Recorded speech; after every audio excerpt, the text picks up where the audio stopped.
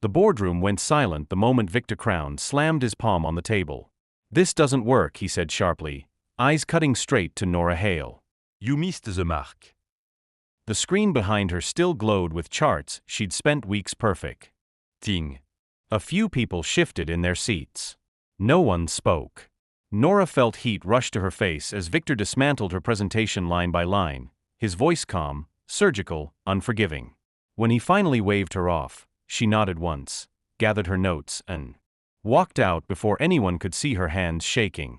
Backhand index pointing right, like the video, and subscribe if you enjoy powerful stories about growth, leadership, and unexpected love. Nora pushed into the executive restroom and locked the door behind her. The silences. Silence snapped. "I hate him," she whispered, then louder. "That cold, controlling man thinks fear is leadership." Her voice cracked. She let every buried word spill out, how small he made people feel, how exhausting it was to work under someone who never listened. She didn't know Victor had stepped into the hallway, stopped, and heard everything. He didn't move. He didn't breathe. Each word hit harder than any accusation ever had. That night, Victor sat alone in his office, city lights flickering below. He replayed her voice over and over. He told himself he was tough because he had to be. The company had been handed to him with impossible expectations. Weakness wasn't an option. Yet for the first time, the thought crept in that maybe fear wasn't strength at all, maybe it was just armor. The next morning, an emergency meeting was called.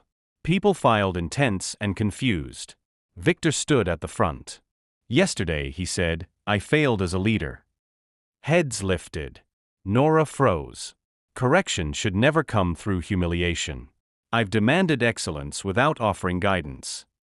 He turned to Nora. "Your work deserved respect." The room buzzed softly. An apology from Victor Crowne was unheard of.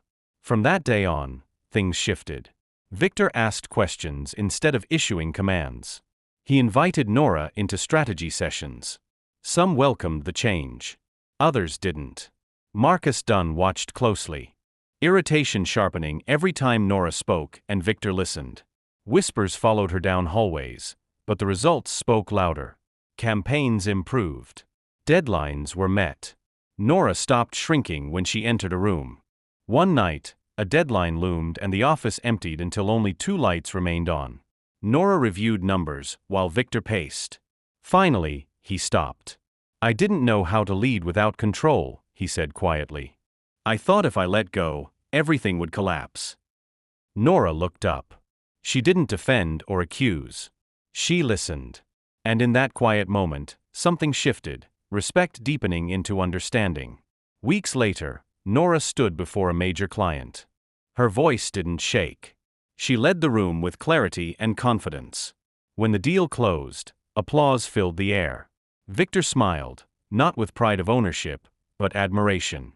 Soon after, he promoted her to director of brand strategy. Marcus said no.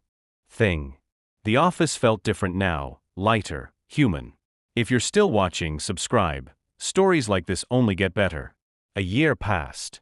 Crowne and Vale Group no longer ran on fear. Teams collaborated. Ideas flowed.